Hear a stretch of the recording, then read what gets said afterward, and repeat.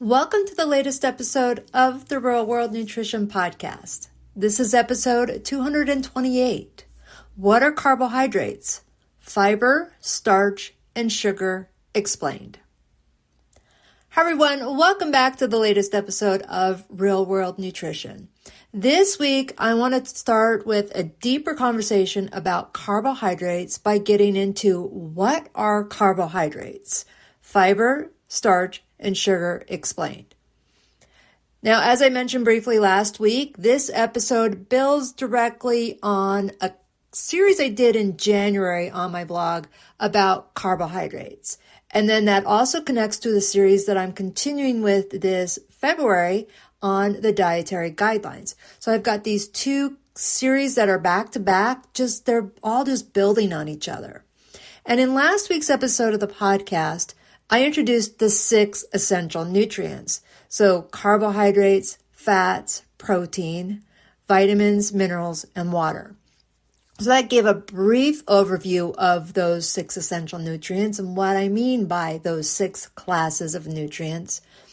And so this week, as I said, I'm diving in a bit deeper on carbohydrates, and over the next couple episodes, I'll get into more of the details on this. But really, I was surprised myself that I was doing a multi-part series on carbohydrates. So the entire month of January, which was more than a dozen blogs, were all on carbohydrates. And this is in part because carbohydrates are one of the biggest debates in nutrition and some of the most misunderstood nutrients that we have. And when I talk about debates, we're talking about nutrition policy, public health messaging, and some of the information that's come out in the most recent dietary guidelines. Some of it is totally appropriate and on point. Some of it's not quite based on evidence, but that's another episode. And again, that's in my Dietary Guidelines blog series this month. But this also comes to individual eating choices. And here's the thing, if we do not have a clear understanding of what carbohydrates actually are and what they do and why they are necessary in the human body, it becomes very difficult to evaluate any recommendations that people may have or hear objectively. So today, I just want to get to the basics of carbohydrates. Don't want to be simplistic about it, but foundational. And in my experience, it is so common for people to say they hate carbohydrates, they're the devil, all kinds of negative things about carbohydrates because they don't know what they are for and why they are important in human health. So first up, what are carbohydrates? Well, at their most basic level, carbohydrates are one of the 3 macronutrients. So as I mentioned, we've got our 6 essential nutrients, and 3 of them are considered macronutrients because we need them in relatively large amounts and because they provide energy and structural components. So the 3 macronutrients, carbohydrates, protein, and fat. And then carbohydrates provide 4 calories per gram. But I don't want to get people to be too focused on that. That's reducing carbohydrates to a calorie value alone and misses most of the picture in the role of carbohydrates in our bodies. Chemically, carbohydrates are made up of carbon, hydrogen, and oxygen. So it's not uncommon for you to see it listed or abbreviated as CHO. At least that's how I use it all the time. CHO, carbon, hydrogen, and oxygen, that is carbohydrate. Now, again, this doesn't tell you much in practice or day-to-day life, but just explains a bit more why we refer to it as a carbohydrate. Where this does become useful is where we do divide carbohydrates into 3 primary categories: sugars, starches, and fiber. So carbohydrates encompass 3 different things: sugars, starches, and fiber. So all fiber, carbohydrate. Starches are carbohydrate, and sugars are carbohydrate. But keep in mind, not all carbohydrates are sugars. Not all carbohydrates are fiber. So I want to start with sugars. Sugars in their simplest form are the simplest form of carbohydrate, rather. So sugars are the simplest form of carbohydrate. And this is some a bit more chemistry here, but they're made up of 1 or 2 sugar units. So glucose, fructose, and galactose are single sugar units. So all of these things, glucose, fructose, and galactose are sugars.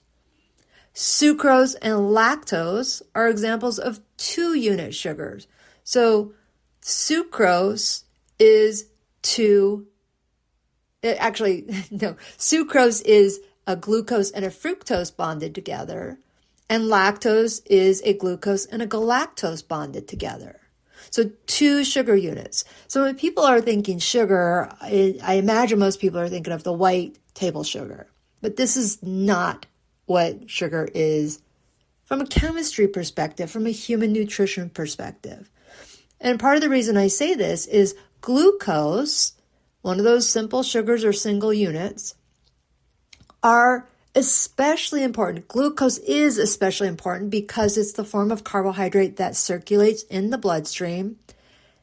And that is important. It's not a bad thing. Too much glucose in the bloodstream, not good. But we do always have glucose in our bloodstream.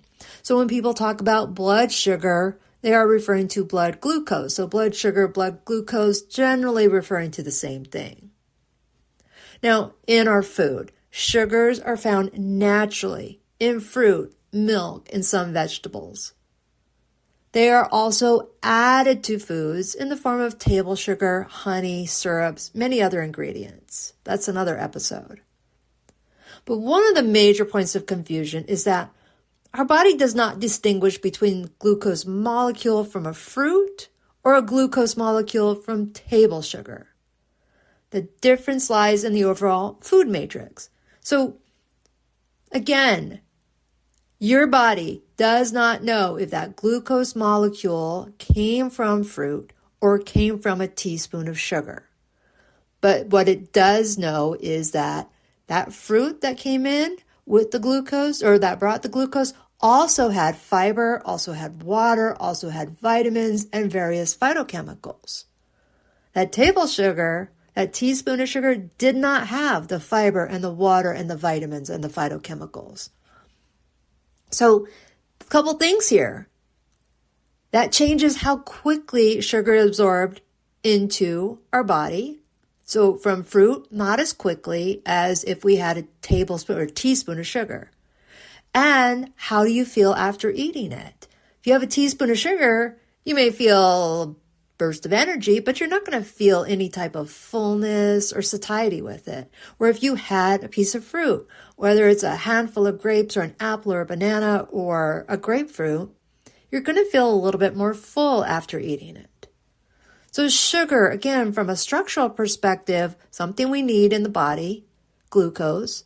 When we consume it from food, those sugars that are in food, usually packaged with other nutrients, is much better than having an added or a straight sugar without the fiber and other nutrients.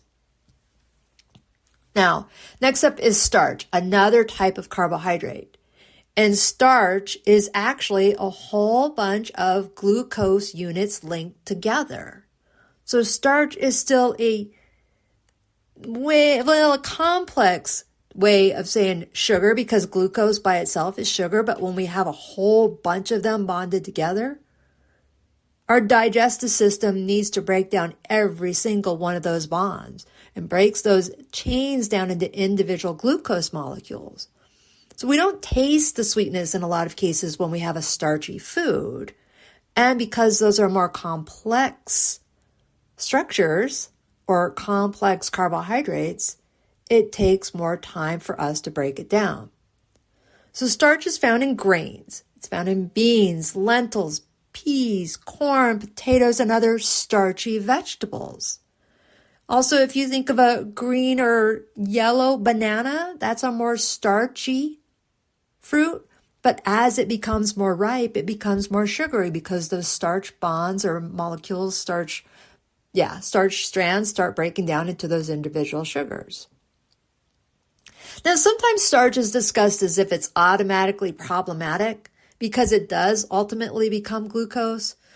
But that's true for many whole foods that are consistently associated with positive health outcomes. So a lot of whole foods can be starchy and are broken down, but consider that. Beans, lentils, and other foods that are grains or carbohydrate-based foods have great health outcomes, positive health outcomes. Beans and nuts and seeds got a lot of health benefits. Whole grains, for example, have starch, but they also have fiber, vitamins, minerals, and phytochemicals. And the structure of the grain influences digestion and blood sugar response. So again, a whole grain is going to take more time for things to break down. And if there's whole grains have more fiber, that's going to take more time as well. And that brings us to the third type of carbohydrate, fiber. So yes, fiber is technically a carbohydrate, but as humans, we do not digest it the same way as sugar and starches. So I specify humans. Human digestive enzymes cannot fully break down most fiber. Other mammals who are plant-based, omnivores or herbivores, they can break down fibers. I should say herbivores can break down fibers. Of course, humans, we are omnivores. We have both plant and animal foods that we can digest, but we cannot break down fiber. So instead, fiber largely passes into the large intestine intact or where it's partially or even fully fermented by our gut bacteria. Now, there's different types of fiber, and I have an entire blog post about this. And I'm going to do an episode next week about fiber, going into more deeply about the different types of fiber. But here's a quick overview here. Soluble fiber dissolves in water and can help lower LDL cholesterol. So when we say dissolves in water, it creates like a gelatinous type texture. So if you ever taken chia seeds and soaked them in water, that would be kind of like an insoluble fiber, how it makes it more gelatinous, as I've said. Insoluble fiber, on the other hand, doesn't get broken down and does not dissolve in water, so it adds bulk to our stools and helps with our bowel regularity and colon health. Now, fiber intake has consistently been associated with a lower risk of cardiovascular disease, improved glycemic control, and better digestive health. And two things here. Despite that strong evidence of the benefits of fiber, most people do not consume enough fiber. And that's in part because when carbohydrates are broadly reduced to being evil or demonized, fiber is taken away with that. When people reduce their carbohydrate consumption, fiber is reduced as well. And that is one of the biggest challenges here. One of the reasons that I spend so much time talking about this topic is carbohydrates are often treated as a single entity or even as a food group when they are not. So when someone says they're cutting carbs, that could mean that they're eliminating soda and candy, but what I'm more concerned about is that can also mean eliminating fruit, beans, whole grains. And those are very different dietary patterns with very different health implications. I see people all the time online or even in person saying, carbs are the devil, I'm never eating them again. And as on my mind as a dietitian, and I'm thinking, no more fiber, holy smokes, get the colon or the oncologist on standby as colon cancer risk goes up. People say, I'm never eating carbs, or I don't eat carbs, they're so terrible for us. And I'm just like, oh my gosh, when is the last time you had a bowel movement? Because people don't necessarily know these differences. And so it is often clumped together as one single type of food when it's foods of plant-based origin as well as dairy products contain carbohydrates. So again, this is where the dietary guidelines come in. So the current guidelines emphasize limiting added sugars, as the guidelines have for several iterations. and encouraging fiber-rich carbohydrate sources such as whole grains, fruits, and vegetables, and legumes. Again, the dietary guidelines have consistently said this for decades. And the public health conversation or the public conversations collapse that nuance, those details, into a simpler message that carbohydrates are either good or bad. And as much as we are trying to make things less complex for people having a simple message, sometimes oversimplified messaging can create confusion. And another part of this is when we have carbohydrate discussions or discussions about carbohydrates, it does often center on blood sugar alone, and blood glucose response does matter. But it's not the only metric of health. There's other things we take into consideration when we're talking about carbohydrates and sugar and fiber and starch.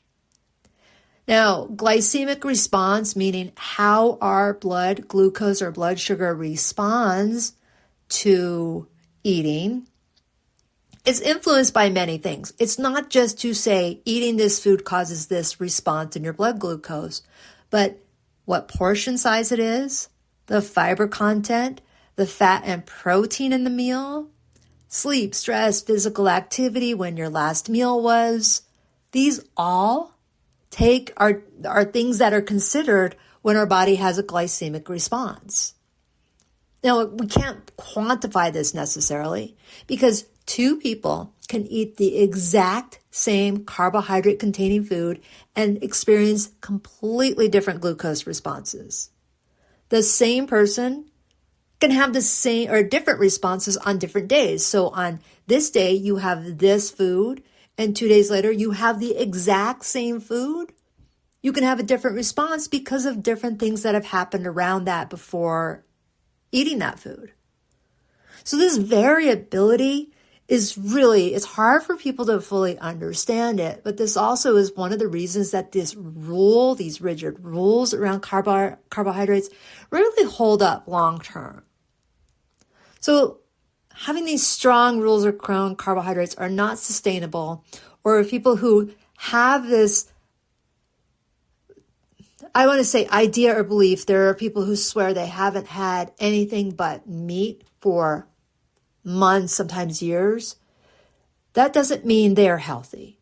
They may look healthy, but inside things may not be going so well. And a lot of people, social influencers, so to speak, who have sworn by carnivore approach, meaning no carbohydrates, turns out didn't do it for very long. There was one who went by, his identity was carnivore, and he dropped out once he realized that a lot of lab values were going in the wrong direction.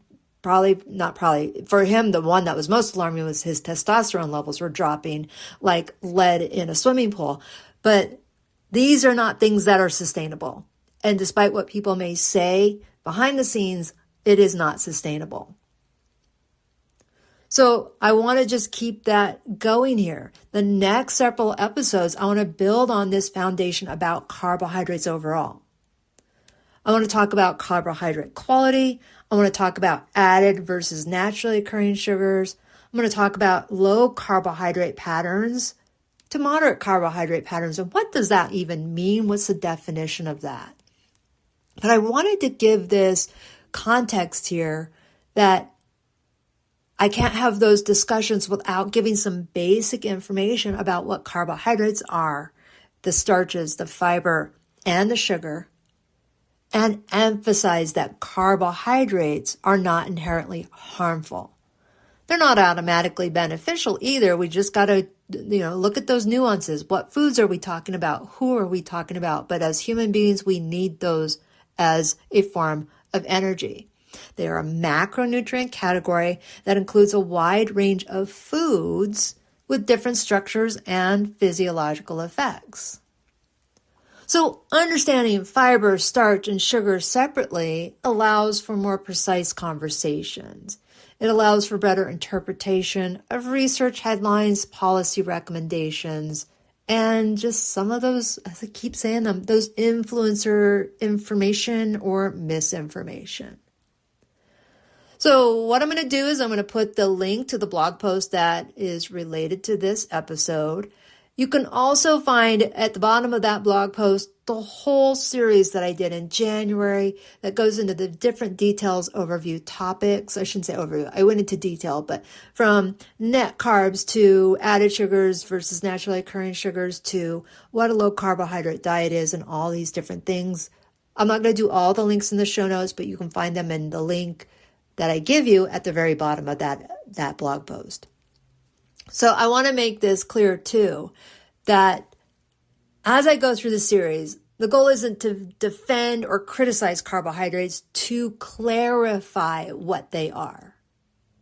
So when people better understand what carbohydrates are and the definitions of the various types and why we need them or maybe don't need them, we can have a better discussion here.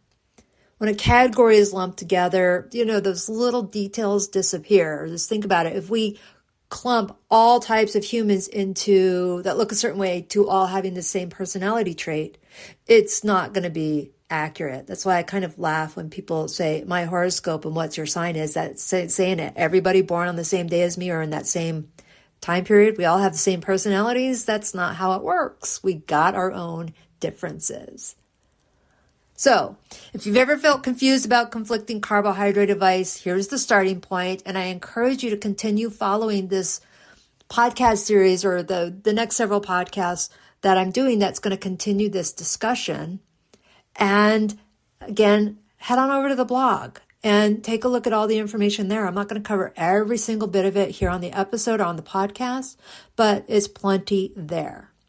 All right, so next week we'll continue the conversation about carbohydrates, talking about fiber in some more detail. And with that, make sure you follow the show so you can get all these episodes every week.